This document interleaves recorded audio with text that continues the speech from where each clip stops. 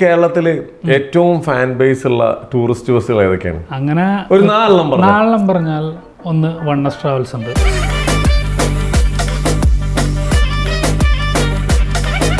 കൊമ്പൻ ഉണ്ട്, കൊമ്പൻ holidays,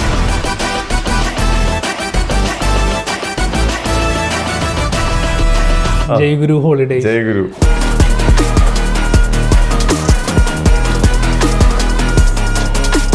London ട്രാവലൈറ്റ്സ്,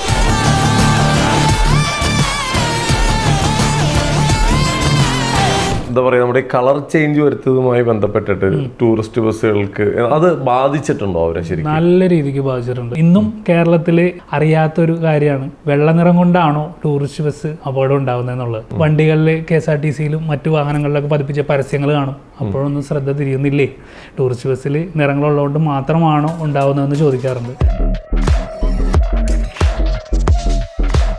all India tourist bus permit എടുക്കുമ്പോൾ അങ്ങനെയാണെങ്കിൽ എല്ലാവർക്കും എടുത്തൂടെ? എല്ലാ ബസ്സുകാർക്കും എടുത്ത് കളർ മാറ്റാൻ പാടില്ല? ക്വാർട്ടർലി 1,30,000 രൂപ വെച്ചിട്ട് ഇവർ ടാക്സ് അടക്കണം. അങ്ങനെ നോക്കുകയാണെങ്കിൽ ഏകദേശം ഒരു വർഷം വരുമ്പോഴത്തേനും 6 ലക്ഷത്തി ചില്ലാൻ രൂപ ഇവർ ടാക്സ് ആയിട്ട് മാത്രം അടക്കുന്നുണ്ട്. 6 ലക്ഷത്തി ചില്ലാൻ രൂപ ഒരു വണ്ടിക്ക് ഒരു വർഷം ടാക്സ് അടക്കണം. അതായത് ഓട്ടോ ഒക്കെ നമുക്ക് ഇവിടെ കിട്ടുന്നുണ്ടോ? അതാണ് അതിനകത്ത് ഏറ്റവും വലിയൊരു സംഭവം എന്ന് പറഞ്ഞു കഴിഞ്ഞാൽ, നമ്മുടെ ഇവിടുത്തെ ഈ പേരെടുത്ത വാഹനങ്ങളെല്ലാം തന്നെ ഇപ്പോൾ പുറത്തുള്ള സ്ഥലങ്ങളിൽ പോയിട്ട് ട്രിപ്പ് എടുത്ത ചരിത്രങ്ങളുണ്ട്. കാലിക്ക് ഇവിടെ നിന്ന് ഓടി അവിടെ ട്രിപ്പ് എടുത്തു. അതെ, തീർച്ചയായിട്ടും അതിനുള്ള എക്സ്പെൻസ് തരാൻ തയ്യാറാണ്. ആൾക്കാരെ സംബന്ധിച്ച് ആ ബ്രാൻഡിലുള്ള ഒരു വിശ്വാസമുണ്ട്. ശരിക്കും പറഞ്ഞു കഴിഞ്ഞാൽ നമ്മുടെ ഗൾഫ് മോട്ടോഴ്സിൽ ലാലേട്ടൻ വണ്ടി എടുത്ത് അവസാനം കുത്തുവാളെടുത്ത് പോയ ആൾക്കാരെ പോലെ ഒരുപാട് ആളുകൾ ഉണ്ട്. അപ്പോൾ ശരിക്കും റിയാലിറ്റി നോക്കുമ്പോൾ വിജയിച്ചവരുടെ കഥ മാത്രമാണ് മുന്നിൽ വന്നുള്ളൂ. തോറ്റുപോയവർ ഒരുപാട് പേരുണ്ട്.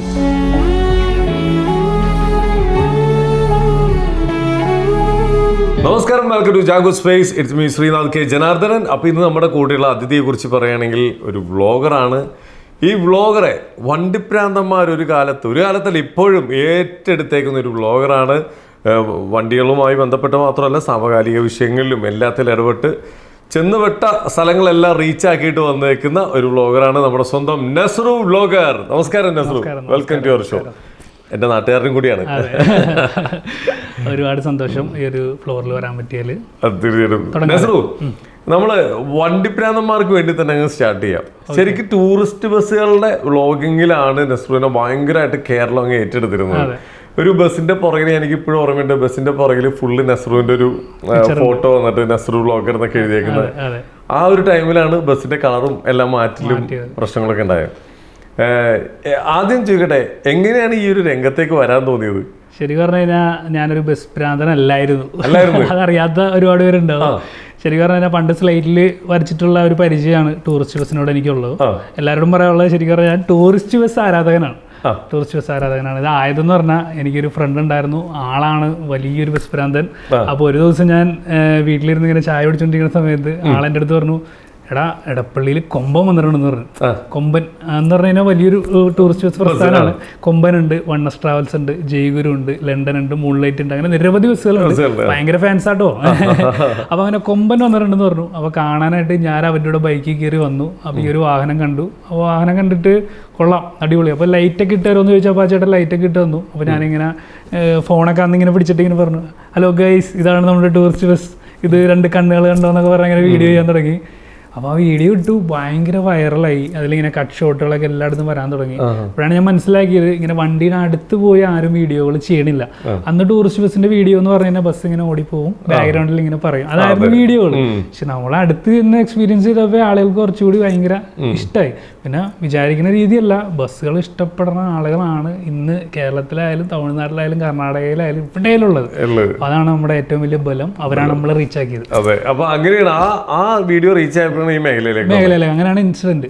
ഓക്കെ, പിന്നീട് ഓരോ ബസ്സുകളെ കുറിച്ച് ഇപ്പൊ ശരിക്കും കേരളത്തില് ഏറ്റവും ഫാൻ ബേസ് ഉള്ള ടൂറിസ്റ്റ് ബസ്സുകൾ ഏതൊക്കെയാണ്? അങ്ങനെ ഒരു നാലെണ്ണം പറഞ്ഞാൽ ഒന്ന് വണ്ണസ് ട്രാവൽസ് ഉണ്ട്, കൊമ്പൻ ഉണ്ട്, കൊമ്പൻ ഹോളിഡേയ്സ്, ജയഗുരു ഹോളിഡേയ്സ്, ലണ്ടൻ ട്രാവലൈറ്റ്സ്, പിന്നെ മൂൺലൈറ്റ് ഉണ്ട്. അങ്ങനെ ഓരോരുത്തരെ നമുക്ക് മാറ്റി നിർത്താൻ പറ്റില്ല, നിരവധി. പക്ഷെ ഇവരെല്ലാം കാലഘട്ടങ്ങളായിട്ട് ഈ ഫീൽഡിൽ നിന്ന് നല്ല സർവീസ് കൊടുത്ത് മുന്നോട്ട് പോകുന്ന ആളുകളാണ്. അതാണ് ജനപ്രീതി. ഓക്കെ. ഇപ്പൊ ഈ ബസ്സുകൾ ഇപ്പൊ ഈ എന്താ പറയുക, നമ്മുടെ ഈ കളർ ചേഞ്ച് വരുത്തതുമായി ബന്ധപ്പെട്ടിട്ട് ടൂറിസ്റ്റ് ബസ്സുകൾക്ക് അത് ബാധിച്ചിട്ടുണ്ടോ അവരെ? ശരിക്കും നല്ല രീതിക്ക് ബാധിച്ചിട്ടുണ്ട്. ശരിക്കും പറഞ്ഞു കഴിഞ്ഞാൽ കഴിഞ്ഞ ഒരു കൊറോണ സമയം എന്ന് പറഞ്ഞു കഴിഞ്ഞാൽ ഭയങ്കര വലിയ മോശമായിട്ടുള്ളൊരു സമയം തന്നെയായിരുന്നു. ആ സമയത്തൊക്കെ ഈ ടൂറിസ്റ്റ് ബസ്സുകാർ എവിടെയാണ് അല്ലെങ്കിൽ എന്നാരും ചിന്തിച്ചിട്ടുണ്ടാവില്ല. ശരിക്കും പറഞ്ഞു കഴിഞ്ഞാൽ എല്ലാവരെ പോലെ തന്നെ കടമെടുത്തും വീടിൻ്റെ എന്താ പറയുക ആധാരമൊക്കെ പണയിപ്പിച്ചിട്ടാണ് ഇവർ ഓരോരുത്തരും ബസ്സുകൾ എടുത്തിട്ടുള്ളത്. അപ്പോൾ ഈ ബസ്സുകൾ എന്ന് പറഞ്ഞു കഴിഞ്ഞാൽ എല്ലാം തന്നെ ഫിനാൻസിൽ പോയിക്കൊണ്ടിരിക്കുന്ന വാഹനങ്ങളാണ്. ഈ കൊറോണ വന്ന സമയത്ത് വാഹനങ്ങളെല്ലാം കയറി കിടന്നു. അന്ന് G-Form മാത്രമാണ് ഇവർക്ക് ഒരു സാധ്യത എന്ന് പറഞ്ഞിട്ടുള്ളത്. അപ്പോൾ എല്ലാവരും ചിന്തിക്കേണ്ട ഒരു കാര്യം, ഇതിൽ ഡ്രൈവർമാരൊക്കെ എന്ത് ചെയ്യും? അപ്പോൾ എനിക്കൊരു ക്യൂരിയോസിറ്റി വന്നിട്ട് ഞാൻ ചേട്ടന്മാരോടൊക്കെ ചോദിക്കുമായിരുന്നു. അപ്പോൾ പറഞ്ഞു വേറെ ജോലികൾക്ക് പോകും, ഓട്ടോ ഓടാൻ പറ്റണ സന്ദർഭങ്ങളിലാണെങ്കിൽ അതിന് പോകും, പിന്നെ വീട്ടിൽ തന്നെ ഇരിക്കും. പക്ഷേ അവർ പറഞ്ഞൊരു കാര്യമുണ്ട്, ഏതൊക്കെ സന്ദർഭങ്ങൾ വന്നാലും ക്രൈസിസ് വന്നാലും നമ്മുടെ മുതലാളി നമുക്കുള്ള കാര്യങ്ങൾ ചെയ്തു തരുമെന്നാണ്. ശരിക്കും പറഞ്ഞാൽ ഭയങ്കര ബോണ്ടാണ് കേട്ടോ ഈ ഒരു കാര്യത്തിൽ. ഇനി വെള്ള കളർ ആയാലോട്ട് വരാം. അപ്പോൾ ഈ ഒരു വെള്ള കളർ ആവുന്ന വിഷയം എന്ന് പറഞ്ഞു കഴിഞ്ഞാൽ ചേട്ടന് അറിയുമായിരിക്കും, നമ്മുടെ വടക്കഞ്ചേരിയിലുണ്ടായ അപകടം, കുറേ കുഞ്ഞുമക്കൾ മരണപ്പെട്ടു. അപ്പോൾ അതിനുശേഷം ഭയങ്കര ഒരു ചർച്ചാ വിഷയമായിരുന്നു. ഇന്നും കേരളത്തിൽ എന്താ പറയുക അറിയാത്തൊരു കാര്യമാണ്, വെള്ള നിറം കൊണ്ടാണോ ടൂറിസ്റ്റ് ബസ് അപകടം ഉണ്ടാകുന്നതെന്നുള്ളത്. അപ്പോൾ ടൂറിസ്റ്റ് ബസ് ഇഷ്ടപ്പെടുന്ന ആളുകൾ ചോദിക്കുന്നൊരു ചോദ്യമുണ്ട്. നമ്മൾ റോഡിൽ കൂടി പോകുമ്പോൾ നമ്മൾ ആ സൈഡിൽ ഫ്ലക്സ് കാണും, ഈ സൈഡിൽ ബോർഡ് കാണും, വണ്ടികളിൽ KSRTCയിലും മറ്റു വാഹനങ്ങളിലൊക്കെ പതിപ്പിച്ച പരസ്യങ്ങൾ കാണും. അപ്പോഴൊന്നും ശ്രദ്ധ തിരിയുന്നില്ലേ? ടൂറിസ്റ്റ് ബസ്സിൽ നിറങ്ങളുള്ളതുകൊണ്ട് മാത്രമാണോ ഉണ്ടാകുന്നതെന്ന് ചോദിക്കാറുണ്ട്. അപ്പോൾ ആ ചോദ്യങ്ങളൊക്കെ നിലനിൽക്കെ തന്നെ വാഹനങ്ങളെല്ലാം വെള്ളമാകുകയും അതിലിങ്ങനെ ഒരു നീല കളറിലെ വരയും വരികയൊക്കെ ചെയ്തു.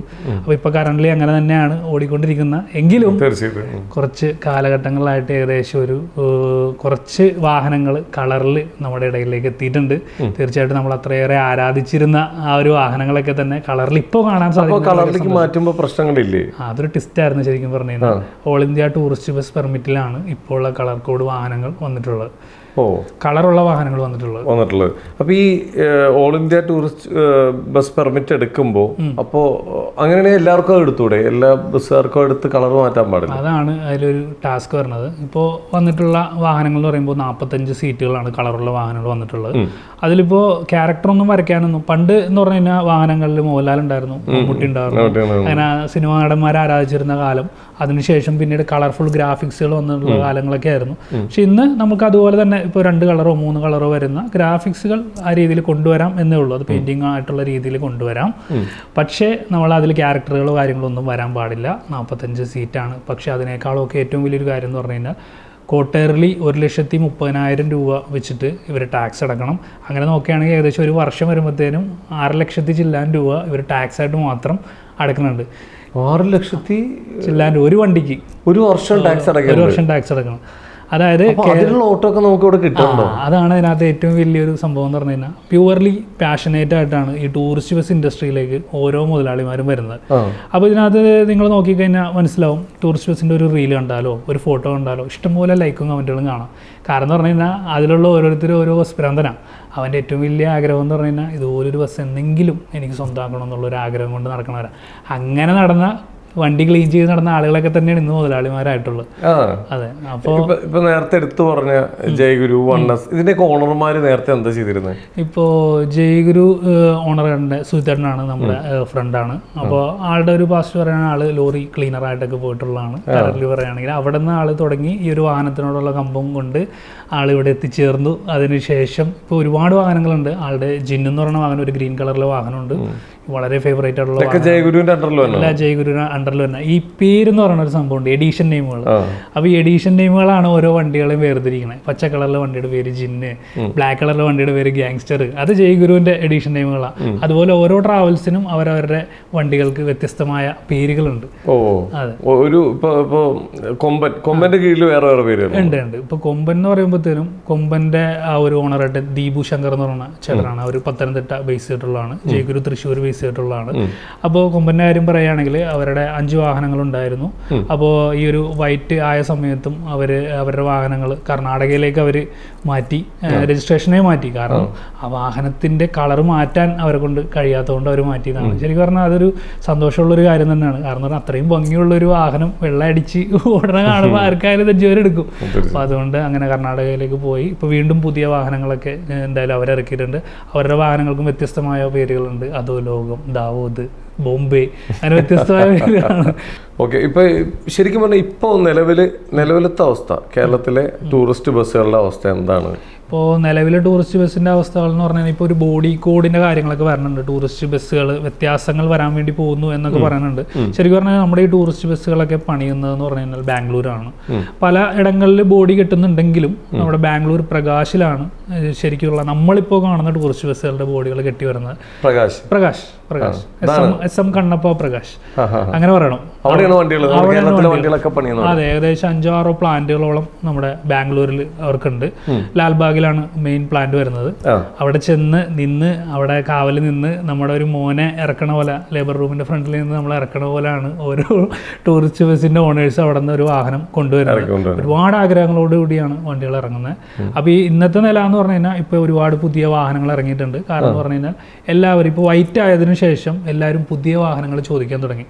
കാരണം ഇന്ന് പണ്ടത്തെ കൂട്ടല്ല, സോഷ്യൽ മീഡിയ വളർന്നുകൊണ്ട് ഇപ്പോൾ വാഹനങ്ങളിൽ എന്താണ്, വാഹനങ്ങളുടെ മോഡലുകൾ എന്താണെന്നൊക്കെ കുട്ടികൾക്ക് നന്നായിട്ട് അറിയാം. ഒരു കോളേജ് ചെല്ലുമ്പോൾ ഫസ്റ്റ് ഒരു കുട്ടി ചോദിക്കാം, ചേട്ടാ BS6 ഉണ്ടോ, BS6 ബസ് ഉണ്ടോ എന്നാണ് ചോദിക്കുന്നത്. BS6 എന്ന് പറഞ്ഞാൽ ഏറ്റവും ലേറ്റസ്റ്റ് മോഡൽ. ഇപ്പൊ നമ്മൾക്ക് ബൈക്കിലായാലും കാറിലായാലും എല്ലാത്തിലും BS6 ഇല്ലേ, ആ മോഡൽ തന്നെ ബസ്സിൽ BS6 ഉണ്ടോ ചേട്ടാന്ന് ചോദിക്കും.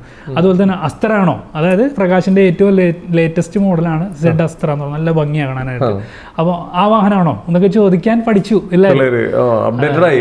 അതൊക്കെ ഒരു പരിധിവരെ പറയുകയാണെങ്കിൽ നമ്മൾ റിവ്യൂയിലൂടെയൊക്കെ കാണിച്ചുകൊണ്ടിരിക്കുന്നത് അതൊക്കെ തന്നെയാണ്. അതായത് വാഹനത്തിന്റെ മോഡല്, വാഹനത്തിന്റെ ഡിസൈനുകൾ, വാഹനം എങ്ങനെയൊക്കെയാണ് ഇതായി വരുന്നത്, അതുപോലെ തന്നെ അതിൽ കയറിയിട്ടുള്ള ട്രാവലിംഗ് ഒക്കെയാണ് നമ്മൾ കാണിച്ചുകൊണ്ട് പോകുന്നത്. ഓക്കെ. ശരിക്കും വണ്ടി ഇപ്പൊ മോഡിഫൈ ചെയ്യുന്നത് ഏറ്റവും ബെസ്റ്റ് ഇന്ത്യയിൽ എവിടെയാണ്? അത് പറയുകയാണെങ്കിൽ കേരളത്തിൽ തന്നെയാണ്. ഇവിടെയാണ്. അപ്പോൾ നമ്മൾ ബാംഗ്ലൂർ പ്രകാശിൽ പോയിട്ട് പണിയുന്നതോ?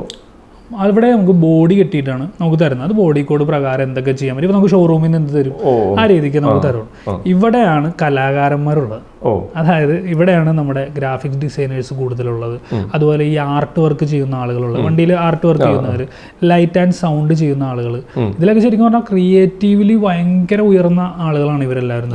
നമ്മൾ ചിന്തിക്കാത്ത സാധനങ്ങൾ തന്നെ ടൂറിസ്റ്റ് ബസ്സുകളിൽ ചെയ്തിട്ടുള്ള ഒരു കാലഘട്ടം ഉണ്ടായിരുന്നു. വ്യത്യസ്തമായിട്ടുള്ള ക്യാബിനുകൾ എന്നൊക്കെ പറഞ്ഞു കഴിഞ്ഞാൽ ഇപ്പോൾ 1S ട്രാവൽസിൻ്റെ ഒരു വാഹനമുണ്ട്, ഇപ്പോൾ ലേറ്റസ്റ്റ് എഡീഷനാണ്, സ്കോർപിയോ എന്നാണ് അതിൻ്റെ പേര്. ശരിക്കും പറഞ്ഞു കഴിഞ്ഞാൽ ഒരു വിമാനത്തിനകത്ത് കയറിയ ഒരു മോഡലിലാണ് അത് ചെയ്തിട്ടുള്ളത്. കോക്പിറ്റ് ആ ഒരു കോൺസെപ്റ്റാണ്, ഓരോ കോൺസെപ്റ്റ് രീതിയിലാണ് ചെയ്തിട്ടുള്ളത്. അതുപോലെ തന്നെ പറയുകയാണെങ്കിൽ ഇപ്പോൾ ചേട്ടൻ നേരത്തെ ചോദിച്ച ഉത്തരമായിട്ട് പറയാം, 1S ട്രാവൽസിൻ്റെ തന്നെ ദശാവതാർ എന്ന് പറഞ്ഞൊരു വാഹനം ഉണ്ടായിരുന്നു. 10ാമത്തെ വാഹനമായിരുന്നു അവരുടെ. 2008 കാലഘട്ടത്തിൽ ഇറങ്ങിയ ഈ വാഹനത്തിനുള്ള ഫാൻ ബേസ് എന്ന് പറഞ്ഞു കഴിഞ്ഞാൽ ചില്ലറയല്ല. ഒരുപാട് കോൺസെപ്റ്റുകളായിട്ടാണ് ആ വാഹനം വന്നത്. ഇപ്പോൾ പേരിങ്ങനെ മിനുങ്ങും. അന്നൊക്കെ ടൈമിൽ സ്റ്റിക്കർ മാത്രമേ ഉണ്ടായിരുന്നുള്ളൂ, വണ്ടിയുടെ പേര് സ്റ്റിക്കർ. പക്ഷെ ഈ വാഹനത്തിൽ ഇങ്ങനെ പേരിങ്ങനെ മിനുങ്ങണത് LED നെയിം ബോർഡ് എന്ന് പറയും. ഈ നെയിം ബോർഡ്, അതുപോലെ തന്നെ വാഹനത്തിന്റെ മുകളിൽ ഇങ്ങനെ ടോപ്പ് ലൈറ്റുകൾ, ഇങ്ങനെ 8 ടോപ്പ് ലൈറ്റ് ഇങ്ങനെ ഓടി കത്തും. അതുപോലെ വണ്ടി മുഴുവൻ ഇങ്ങനെ പ്രകാശിക്കും ആ സമയം. ആ രീതിയിലുള്ള ഒരുപാട് ഇംപ്ലിമെന്റേഷൻ വന്നിട്ടുള്ള വാഹനമാണ്. അതിനുശേഷം ഇപ്പോൾ ഒരുപാട് വാഹനങ്ങളിൽ വ്യത്യസ്തമായിട്ടുള്ള കോൺസെപ്റ്റ് വരുന്നുണ്ട്. ശരിക്കും ഡാൻസിങ് ഫ്ലോർ അടക്കം ഒരുപാട് കണ്ടിട്ടുണ്ട്, സ്മോക്ക് വരുന്നത്. ശരിക്കും ഞാൻ പറയട്ടെ, ഇപ്പൊ ഏകദേശം നല്ലൊരു വണ്ടി ഓൾട്ടർ ചെയ്യണമെങ്കിൽ, ബോഡി കെട്ടി വന്ന വണ്ടി നല്ല രീതിയിൽ ഒന്ന് ഓൾട്ടർ ചെയ്യണമെങ്കിൽ, നല്ലതെന്ന് പറഞ്ഞാൽ ഏറ്റവും ലേറ്റസ്റ്റ് ആയിട്ടുള്ള രീതിയിൽ ഓൾട്ടർ ചെയ്യണമെങ്കിൽ ഏകദേശം എത്ര രൂപ വരും? അങ്ങനെ പറയുകയാണെങ്കിൽ ഓരോരുത്തരുടെ ഒരു എന്താ പറയുക ടേസ്റ്റ് പോലെ ഇരിക്കും എന്ന് പറയാം. നസ്രുവിന് അറിയാവുന്ന, പേര് പറയണ്ട, ഏറ്റവും കൂടുതൽ ഇത്ര രൂപ വരെ മുടക്കിയേക്കുന്ന എന്ന് പറയുന്ന ഒരു ബസ് ഉണ്ടോ? അത് ഉണ്ട്, ഒരു വാഹനമുണ്ട്, പേര് എനിക്ക് പറയാൻ പറ്റാത്തതുകൊണ്ടാണ്. ഒരു അടിപൊളി ഒരു വാഹനമാണ്. അപ്പോൾ അത് ആ സമയത്ത് ബിഗ് ബഡ്ജറ്റായിട്ട് ഇറങ്ങിയതാണ്. ഏകദേശം എത്ര ലക്ഷമെന്ന് എനിക്ക് പറയാൻ പറ്റില്ല, കാരണം ഇന്റീരിയർ എന്ന് പറഞ്ഞു കഴിഞ്ഞാൽ ഫുള്ള് സ്പീക്കേഴ്സും ലൈറ്റും കാര്യങ്ങളൊക്കെ ആയിട്ട് ഇറങ്ങിയ ഒരു വാഹനം. ശരിക്കും പറഞ്ഞാൽ അതിൽ കയറാനൊന്ന് കൊതിച്ചു പോകും ആ രീതിയിൽ. ആസ് എ വണ്ടി ഭ്രാന്തൻ പറയാണ്ട് ചിലർ ചോദിക്കും ഇവരെന്താ ഭ്രാന്തൻ, പക്ഷെ അങ്ങനെയല്ല. ശരിക്കും പറഞ്ഞാൽ അത്രയേറെ ബിഗ് ബഡ്ജറ്റായിട്ട് ഇറങ്ങിയിട്ടുള്ളൊരു വാഹനമാണ്. പക്ഷെ ഇന്നും ആ വാഹനം ഇവിടെ ഉണ്ട്. ഏകദേശം എത്ര ലക്ഷം? ഏകദേശം ഒരു 10-15 ലക്ഷം രൂപ ഓൾട്ടർ ചെയ്യാൻ വേണ്ടി ഇൻവെസ്റ്റ് ചെയ്യാൻ. ചിലപ്പോൾ അതിന് മേളിൽ പോയിട്ടുണ്ടാവാം, അറിയില്ല. ശരിക്കും പറഞ്ഞാൽ ഓരോരുത്തരുടെ ടേസ്റ്റ് ആണത്. നസ്രു ടൂറിസ്റ്റ് ബസ്സുകളിൽ ട്രാവൽ ചെയ്യാറുണ്ടോ? തീർച്ചയായും ചെയ്യാറുണ്ട്. അപ്പൊ നമ്മളിപ്പോ ഒരു കേരളത്തിന്റെ പുറത്തൊക്കെ പോകുമ്പോൾ പുറത്തുള്ള വണ്ടികൾ, ഇപ്പോൾ ബാംഗ്ലൂരിൽ നിന്നും തമിഴ്നാട്ടിൽ നിന്നൊക്കെ വണ്ടികൾ വന്ന് കിടക്കണം വിചാരിക്കും, നമ്മുടെ ബസ്സിന് അവിടെ ഒരു സ്ഥാനം ഉണ്ടാവാറുണ്ട്? തീർച്ചയായിട്ടും. ഒരു കേരള വണ്ടി അവിടെ ചെന്ന് നിന്ന് കഴിഞ്ഞാൽ അതിനുള്ള ഒരു പവർ നമുക്ക് അവിടെ കാണാൻ വേണ്ടി സാധിക്കും. ഓട് വണ്ണാണ്, അവിടെ ഒരു 10 വണ്ടി കിടന്നാൽ നമ്മുടെ ഒരു വണ്ടീനെ എങ്ങനെ വന്നാലും തിരിച്ചറിയാൻ വേണ്ടി പറ്റും. അതിനുള്ള ലുക്ക് നമ്മുടെ വണ്ടിക്ക് ഉണ്ട്, വർക്കും നമ്മുടെ വണ്ടിക്ക് ഉണ്ടാവും. ആൾക്കാർ വരും നമ്മുടെ നമ്മുടെ വണ്ടിയിലേക്ക് വന്ന ആൾക്കാർ വന്ന് ഓടിക്കൂടിയേക്കുന്ന ഒരു എന്തെങ്കിലും അനുഭവം ഉണ്ടോ? അനുഭവം എന്ന് പറഞ്ഞു കഴിഞ്ഞാൽ ഞാൻ ഒരു ദിവസം കൂർഗിൽ ഇതേപോലെ പോകുമ്പോഴത്തേനും അവിടെ ഒരുപാട് വണ്ടികൾ ഇങ്ങനെ കിടക്കാണ്. അപ്പൊ തമിഴ്നാട് വണ്ടികളുണ്ട്. ഞാനന്ന് പോയത് നമ്മുടെ ഒരു സുഹൃത്തിന്റെ വാഹനത്തിലാണ് പോയത്. അപ്പോൾ റാപ്റ്റർ എന്ന് പറഞ്ഞൊരു വാഹനമായിരുന്നു. അപ്പോൾ അതിൽ പോയി അവിടെ ചെല്ലുമ്പോഴത്തേനും നമ്മൾ കാണുന്നതല്ല നമ്മുടെ ഫ്രണ്ട്സിന്റെ വാഹനങ്ങൾ തന്നെയാണ്. അപ്പോൾ ലണ്ടന്റെ വാഹനമുണ്ട്, അതുപോലെ ഹോഫ്മാൻ എന്ന് പറഞ്ഞ വാഹനമുണ്ട്, നിരവധി വാഹനങ്ങളുണ്ട്. അപ്പോൾ നമ്മൾ കാണുമ്പോഴത്തേനും അവിടെ ഇങ്ങനെ ലൈറ്റൊക്കെ ഇട്ട് കിടക്കുമ്പോഴത്തേനുണ്ടല്ലോ ഒരു 10 വണ്ടി ഇങ്ങനെ കിടക്കുമ്പോൾ ഫുൾ ലൈറ്റിങ് കാര്യങ്ങളൊക്കെ ആയിട്ട് നമ്മുടെ വാഹനം ഇങ്ങനെ തലയെടുപ്പോടുകൂടി നിൽക്കും. ശരി പറഞ്ഞാൽ ഈ ഒരു ബസ് ഫീൽഡിൽ തന്നെ എന്താ പറയുക, ഒരു ആനേനെ കൊണ്ടുവന്ന് നിർത്തിയേക്കണ ഒരു ഫീൽ കിട്ടണമെന്ന് പറഞ്ഞാൽ സെഡ് വൺ എന്ന് പറഞ്ഞൊരു മോഡലുണ്ട്, നമ്മുടെ പ്രകാശിന്റെ മോഡലാണ്. അപ്പോൾ ഈ മോഡൽ അവിടെ കൊണ്ടുവന്ന് നിർത്തുമ്പോഴത്തേനും തന്നെ നല്ലൊരു ഭംഗിയാണ്. അപ്പോൾ കൂടുതൽ ഈ തമിഴ്നാട്ടിലൊന്നും അങ്ങനെ സെഡ് വൺ മോഡലുകളൊന്നും അവർ ഉപയോഗിച്ച് കണ്ടിട്ടില്ല. ഇപ്പോഴാണ് വരാൻ വേണ്ടി തുടങ്ങിയിട്ടുള്ളത് കേട്ടോ, നമ്മളെ കണ്ടിട്ട്. പക്ഷെ ആ സമയത്തൊക്കെ എങ്ങനെ വന്നാലും സെഡ് വൺ കണ്ടു കഴിഞ്ഞാൽ കളറുള്ള വണ്ടി, നമ്മുടെ വണ്ടി, തലയെടുപ്പ് അവിടെ കാണിക്കും. നസ്ര എവിടെയോ പറഞ്ഞു കേട്ടിട്ടുണ്ട്, ഈ ആനയോടുള്ള ഒരു ആരാധന പോലെ തന്നെയാണ് വണ്ടീനോട്.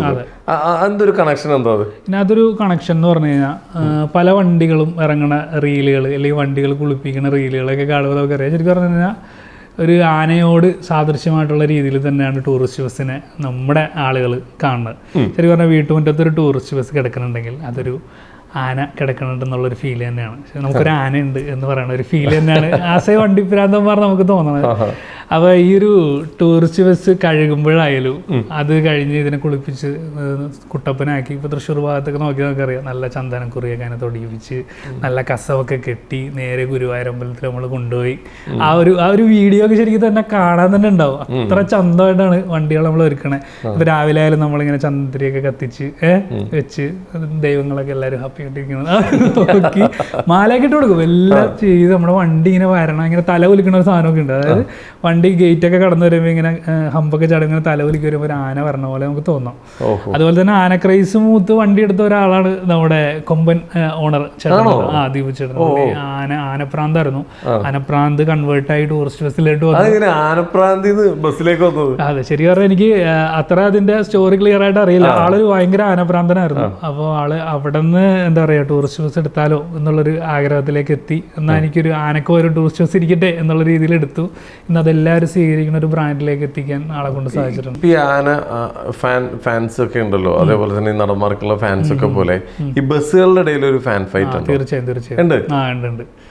ഓ, അതെങ്ങനെയാണ് ആ ഫാൻ ഫൈറ്റ് നടക്കുന്നത്? അങ്ങനെ പറയുകയാണെങ്കിൽ ഇൻസ്റ്റാഗ്രാമിലാണ് ശരിക്കും പറഞ്ഞ ഫാൻ ഫൈറ്റ് നടക്കണേ. ഇപ്പൊ സോഷ്യൽ മീഡിയ കൂടിയപ്പോഴാണ് ഫാൻ ഫൈറ്റ് കൂടിയത്.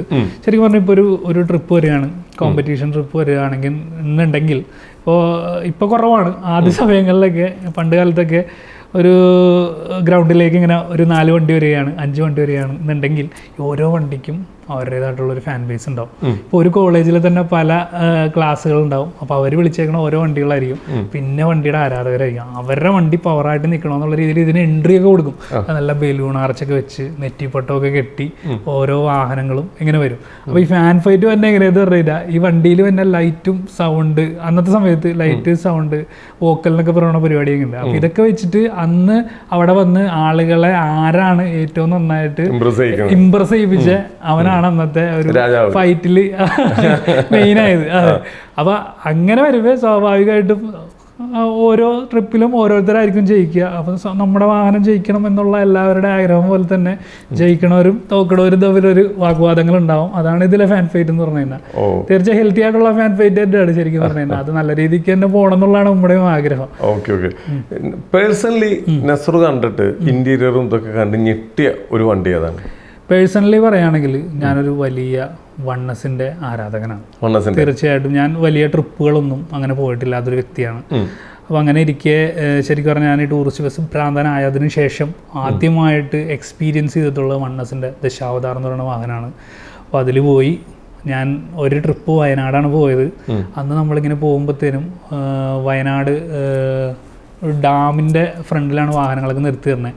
അങ്ങോട്ട് ഇങ്ങനെ ചെന്ന് കയറുമ്പോൾ 10-20 വണ്ടികൾ ചെന്ന് കിടക്കുന്ന ഏരിയയിലേക്ക് ഈ വാഹനം ചെന്ന് കയറുമ്പോൾ ആളുകളുടെ ഒരു നോട്ടം, ആളുകൾ ആ വണ്ടീനെ കാണുന്ന ഒരു രീതി ഒക്കെ കാണുമ്പോൾ വാഹനത്തിൻ്റെ അകത്തിരിക്കുന്ന നമുക്ക് ഇങ്ങനെ ഒരു റൊമാൻറ്റിഫിക്കേഷൻ വരും. അതെ, അന്ന് ഞാൻ ആരാധകനായതാണ് സത്യം പറയാല്ല. അന്നും ഇന്നും മനസ്സിൽ നിന്ന് എനിക്ക് മായാതെ കിടക്കണ ആ വാഹനമാണ്. ശരി പറഞ്ഞാൽ ആ വണ്ടിയുടെ അകത്ത് കയറിയിട്ട് എനിക്ക് പിന്നെയും പോകണം എന്നുള്ളൊരു ആഗ്രഹം തോന്നിയിട്ടുള്ളത്. വണ്ണസ് ട്രാവൽസിൽ ഏകദേശം ഇപ്പോൾ 10ഓളം വാഹനങ്ങൾ ഇപ്പോഴും അവർക്കുണ്ട്. പക്ഷെ എങ്കിലും എൻ്റെ ഫേവറേറ്റ് ദശാവതാറാണ്. വില്ലൻ എന്നാണ് പറയണത്. കമന്റ് ബോക്സിൽ വരും. അതങ്ങനെ. ഓക്കെ. ഇപ്പൊ നസ്രു വണ്ടികളെ കുറിച്ച് ഇത്ര അറിയാവുന്നതുകൊണ്ട് ചോദിക്കുകയാണ്. ഇപ്പൊ ഈ കുന്നുംകുളത്ത് മറ്റേ പാലക്കാട് ഇവിടെ ഒരു ആക്സിഡന്റ് ഉണ്ടായപ്പോൾ ഏറ്റവും കൂടുതൽ അന്നൊരു വിമർശനം വന്നത് ഡ്രൈവർ ഉറങ്ങിയിട്ടില്ല, കണ്ടിന്യൂസ് ആയിട്ട് ട്രിപ്പ് എടുക്കുന്നത് മൂലം ഡ്രൈവർമാർ ടയർഡ് ആവുന്നു എന്നൊക്കെയുള്ളതാണ്. അപ്പൊ ആ ഒരു പ്രവണത ശരിക്കും ബസ്സുകളുടെ ഇടയിൽ നടക്കുന്നുണ്ടോ? ഇപ്പോൾ എന്നെ സംബന്ധിച്ച് അറിയണ വെച്ച് പറയുകയാണെങ്കിൽ മിക്ക ബസ്സുകളിലും ഡബിൾ ഡ്രൈവർമാരാണ് പോണത്. ഡബിൾ ഡ്രൈവർ ഒരു കിളി ഉണ്ടാവും. എക്സ്പീരിയൻസ് ഉള്ള ആളുകളാണെങ്കിൽ സിംഗിൾ ഓടുന്ന ആളുകളും ഉണ്ട്. അപ്പോൾ ഈ ഡബിൾ എന്ന് പറയുമ്പോഴത്തേനും ഇപ്പോൾ ദൂരമുള്ള യാത്രകളിലൊക്കെ ആണെങ്കിൽ അവർ മാറിയും മറിച്ചുമൊക്കെ ഓടുന്നുണ്ട്. അപ്പോൾ ആ ഒരു സന്ദർഭം എന്ന് പറഞ്ഞാൽ ശരിക്കും പറഞ്ഞു കഴിഞ്ഞാൽ ഓർക്കാൻ പോലും നമുക്ക് പറ്റാത്തൊരു സന്ദർഭമാണ്. കുഞ്ഞു മക്കളാണ് മരണപ്പെട്ടത്. പക്ഷെ ആ ഒരു സന്ദർഭത്തിൽ കുറെ അന്വേഷണങ്ങൾ കാര്യങ്ങളൊക്കെ വന്നുവെങ്കിൽ പോലും എന്താണ് ആരുടെയാണ് തെറ്റെന്ന് നമുക്ക് കണ്ടെത്താൻ സാധിച്ചില്ല. പക്ഷെ ആ ഒരു സന്ദർഭത്തിന് ശേഷം ശരിക്കും എല്ലാവരും തന്നെ ഈ കാര്യങ്ങൾ കൂടുതലായിട്ട് വീണ്ടും ഉണ്ടായിരുന്ന ശ്രദ്ധയേക്കാൾ കൂടുതൽ ശ്രദ്ധിക്കാൻ വേണ്ടി തുടങ്ങിയിട്ടുണ്ട്. കാരണം ഒരു ഡ്രൈവറും ഒരു വണ്ടി ഇടിക്കട്ടെ എന്നുള്ളതിന്റെ പുറത്ത് ഒരിക്കലും ഓടിക്കണില്ല. എല്ലാവരും നമ്മളെ ഏൽപ്പിച്ചിട്ടുള്ള 49 ജീവനുകൾ അല്ലെങ്കിൽ 45 ജീവനുകൾ കൊണ്ടുപോയി ഹാപ്പി ആയിട്ട് അവരുടെ ലൈഫിൽ ഒരു നല്ല മൊമെന്റ് എൻജോയ് ചെയ്യിപ്പിച്ച് തിരിച്ചുകൊണ്ട് അവരുടെ വീണ്ടും മുറ്റത്ത് ഇറക്കി വരണമെന്ന് ആഗ്രഹിക്കുന്നവരാണ്. അപ്പോൾ വാഹനങ്ങളാണ്, അബദ്ധങ്ങൾ പറ്റാം, പ്രശ്നങ്ങൾ ഉണ്ടായിട്ടുണ്ട്. പക്ഷെ എങ്കിലും എല്ലാവരും വളരെ സേഫായിട്ട് തന്നെയാണ് പോയി വന്നുകൊണ്ടിരിക്കുന്നത്. ശരിക്കും ഒരു ട്രിപ്പ് എടുക്കുമ്പോൾ കുറെ കുട്ടികളെ കൊണ്ടൊരു ട്രിപ്പ് എടുക്കുമ്പോൾ ശരിക്കും ആ ട്രിപ്പ് എടുത്ത് ഇന്ന സ്ഥലങ്ങളിലൊക്കെ കറങ്ങി തിരിച്ചു വരുമ്പോൾ ആ ബസ്സിന്റെ സ്റ്റാഫുകൾക്ക് ആ ട്രിപ്പ് എൻജോയ് ചെയ്യാൻ പറ്റാറുണ്ടോ? തീർച്ചയായിട്ടും ഞാൻ ചോദിച്ച് മനസ്സിലാക്കിയത് വെച്ച് പറയാം. ഇപ്പോൾ പാക്കേജാണ് ചെയ്യുന്നതെന്നുണ്ടെങ്കിൽ ഈ സ്ഥലങ്ങൾ കാണിക്കാനായിട്ട് ഒരു ഗൈഡ് ഉണ്ടാവും അവരുടെ കൂടെ. അല്ലാത്ത സന്ദർഭങ്ങളിൽ ചില ട്രാവൽസിൽ അവരുടെ ഡ്രൈവർമാർ തന്നെ ആയിരിക്കും കൊണ്ടുപോയി കാണിച്ചുകൊണ്ടിരിക്കുന്നത്. അപ്പോൾ പണ്ടൊക്കെ അങ്ങനെ ചെയ്യുമായിരുന്നു. ഇന്ന് ശരിക്കും പറഞ്ഞു കഴിഞ്ഞാൽ ഒരു ടൂറിസ്റ്റ് ബസ്സിലെ ഡ്രൈവർ എന്ന് പറഞ്ഞു കഴിഞ്ഞാൽ ശരിക്കും പോയ സ്ഥലങ്ങൾ കാണാറില്ല എന്നുള്ളതാണ് സത്യം. ഇവർ ഈ കുട്ടികളെ അല്ലെങ്കിൽ അതിലുള്ള യാത്രക്കാരെ കൊണ്ടുപോയി സ്പോട്ടിൽ ഇറക്കി വിടുന്നു. അവർ വണ്ടിയിൽ കിടന്ന് ഉറങ്ങും. കാരണം എന്ന് പറഞ്ഞു കഴിഞ്ഞാൽ ഉറക്കത്തിൻ്റെ ഇമ്പോർട്ടൻസ് എന്ന് പറഞ്ഞു കഴിഞ്ഞാൽ അതൊരു ഡ്രൈവറിന് കൃത്യമായിട്ട് അറിയാൻ വേണ്ടി സാധിക്കും. കാരണം നമ്മൾ നല്ലോണം ഉറങ്ങിയാലാണ് രാത്രി നമുക്കിരുന്ന് ഓടിക്കേണ്ടത്, പകൽ നമുക്കിരുന്ന് ഓടിക്കേണ്ടത്. ഇത്രയും ദൂരം ഈ വെയിലാണ്, ഹ്യൂമിഡിറ്റി കാര്യങ്ങളൊക്കെ പ്രശ്നങ്ങളൊക്കെ വരുമ്പോൾ ഇവരിതൊന്നും വകവെക്കാതെ ഓടിച്ചുകൊണ്ടിരിക്കുക. അപ്പോൾ റെസ്റ്റ് അത്യാവശ്യമാണ്. അപ്പോൾ അവരെപ്പോഴും പറയും, ഞങ്ങൾ വയനാട് പോകാറുണ്ട്, മൂന്നാർ പോകാറുണ്ട്, വാഗമൺ പോകാറുണ്ട്, പക്ഷെ ഇന്നേ വരെ ഈ പറയുന്ന സ്ഥലങ്ങളിലെ കാഴ്ചകൾ ഞങ്ങൾ കണ്ടിട്ടില്ല. പോകും, തിരിച്ചു വരും, അത് ഞങ്ങളുടെ ജോലിയാണ്, ഞങ്ങളുടെ ഫാഷനാണ്, അങ്ങനെയാണ് പറയാറ്. ഓക്കെ. ഇപ്പം ഈ നമ്മുടെ നാട്ടിലെ നിയമങ്ങൾ പാലിക്കേണ്ടതാണ്. ഒരു നിയമം പാസ്സാക്കി അത് പാലിക്കുക എന്നുള്ളതാണ് നമ്മുടെ എല്ലാവരുടെയും ചുമതല. ഈ നിയമങ്ങൾ പാലിക്കാതെ പോകുന്ന ആളുകൾ ചിലവരുണ്ടാവാം. അവരായിരിക്കും ചിലപ്പോൾ ഈ ഒരു ഇൻഡസ്ട്രിയെ മൊത്തം നശിപ്പിക്കുന്നത്, അവർക്ക് മൊത്തം ചീത്തപ്പേരുണ്ടാക്കുന്നത്. അപ്പോൾ ഒരു നടപടി വരുമ്പോൾ അത് എല്ലാവർക്കും ബാധകമായിട്ടാണ് വരുന്നത്. ഇപ്പോൾ പല അപകടങ്ങളാണെങ്കിലും അതിൻ്റെ ഇലക്ട്രിക് കിറ്റ് എല്ലാം നോക്കുമ്പോൾ ഭയങ്കര ക്വാളിറ്റി കുറഞ്ഞതൊക്കെ ഇട്ടിട്ടും ഷോർട്ട് സർക്യൂട്ട് ഉണ്ടാവാനൊക്കെ സാധ്യത. അപ്പോൾ അതുകൊണ്ടും കൂടി ആയിരിക്കില്ലേ ഈ MVD മൊത്തത്തിലൊരു കർശനമായിട്ട് ഒരു തീർച്ചയായും ഇപ്പോൾ MVDയുടെ കേസ് പറയുകയാണെങ്കിൽ എപ്പോഴും വന്നിട്ട് MVD വന്നിട്ട് ചെക്ക് ചെയ്യുകയോ കാര്യങ്ങളൊന്നുമില്ല.